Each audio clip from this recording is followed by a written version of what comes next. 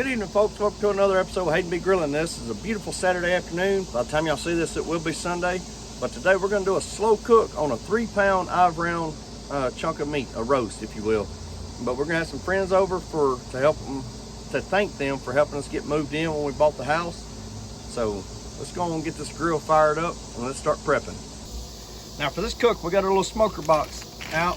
We're going to use the mesquite wood chips. Now this side right here is where we're going to have our heat. So I'm going to go ahead and get my grill fired up.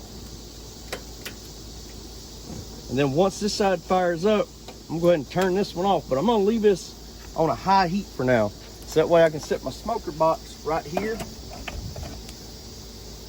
And once I start getting my smoke coming out of the top, then we'll kick our heat down to the desired temperature of 250 degrees. Alrighty folks, so I've got my 3-pound Ive-round roast, if you will. Here, I've already trimmed most of the fat. There's still a little bit of fat cap, a little bit of fat left on it, but I wanted to leave a little bit of fat just for that flavor when it goes on the grill. So now we're gonna come back with some Frank's hot sauce, and I'm gonna use that as my binder. Just pour a little bit on the steak, and then just take your hands, just rub it all over the roast.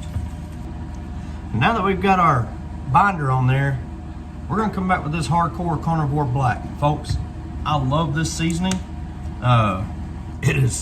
Tastes really good, but I only use it for certain meals, and this being one of them. Start sprinkling it onto this Ive-round. Look how black that is. But we're going to get this all over the roast. All right, so now we've got it nice and seasoned. We're going to come back with some butcher's twine. Now this is a recipe that I found on YouTube. I don't remember who it was who made it, but he put that butcher twine on there, and all that's going to do is help it hold its shape as it's heating up. Don't know that that's really necessary, but we made this once before. It turned out really good, so I'm going to do it again. Just slide it underneath the end and just cinch it down. Not like that. Oh, come on. And then cut your little tails off there. Not like so. Alrighty folks, so you see we got our smoke rolling now. So now what we're gonna do, we're gonna turn this way down. And I'm gonna go ahead and put my ThermoPro into the grill. So that way I can monitor my internal temperature. Now we got our probe rod in there. We got our smoke rolling. We're just gonna shut the lid. And we're gonna shoot, like I said, for that 250 degree mark. Now folks, the ambient temperature will absolutely play a role in the temperature of your grill. All right, so especially with us doing this slow cook, this smoke on a gas grill, it's really important to understand your grill, know, how to control your temp, and stay on top of the handles to adjust your temp up and down as needed. All right, folks, so due to the heat and the size of my grill, right, I'm only able to keep it at 275 degrees. Now that's 25 more, thereabouts, that's where I was wanting it. But we're gonna go ahead and put this on the grill, and we're not going for a time, but we're going for an internal temperature of 125 degrees. Alrighty folks, so our timer, or not the timer, I'm sorry, but my ThermoPro just alerted me that we have hit 125 degrees internal temperature. This thing is looking beautiful. Going to set this on this aluminum foil here. Kind of dropping stuff, but that's all right. We'll remove our probe here. Now we're just going to wrap this thing in aluminum foil. Now we're going to wrap this, and we're going to let it sit in that aluminum foil for 1 hour.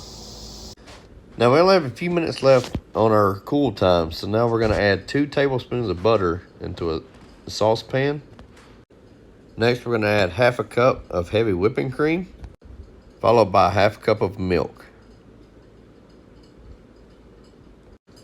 Next, we're going to turn our burner to a medium heat, and we're going to let the butter melt in this saucepan. Now I already added half a cup of cubed up Velveeta. Just added 1 cup of shredded cheddar cheese. Now I'm going to take a whisk, just whisk this together, constantly stirring it until it all melts down and it's one smooth cheese sauce. Now that we've hit our hour, we're going to unwrap our round roast from the aluminum foil. Look at the juicing down in the bottom of the aluminum foil. And folks, I want y'all to pay attention to the meat as I'm cutting into it. You see the juices oozing out of the meat. This is the result that we were hoping for. This is perfectly cooked, very beautiful cut of meat, and we cannot wait to get this on a sandwich with some of that cheese sauce. This is what the roast beef looks like on a plate. Hey folks, I apologize we didn't get that official Hayden Meat Grilling taste test, but please trust me that those Hayden beef and cheddars turned out perfect. In the video you saw where I was cutting into it, the juice is coming out. I'm telling y'all, that hardcore carnivore black, so good. All right, and then that cheese sauce that we mixed in together, very, very good sandwiches. We just had fries to go with it. We had a group of people come over, some friends of ours that helped us move. But this was a great meal. And it was a 3-pound round roast, and it fed 8 people and had some left over. So not a lot, because a lot of us got 2 sandwiches. But a very good meal, very much worth trying. Y'all please let me know what you think of the video. Y'all please like, subscribe, and we'll see y'all later.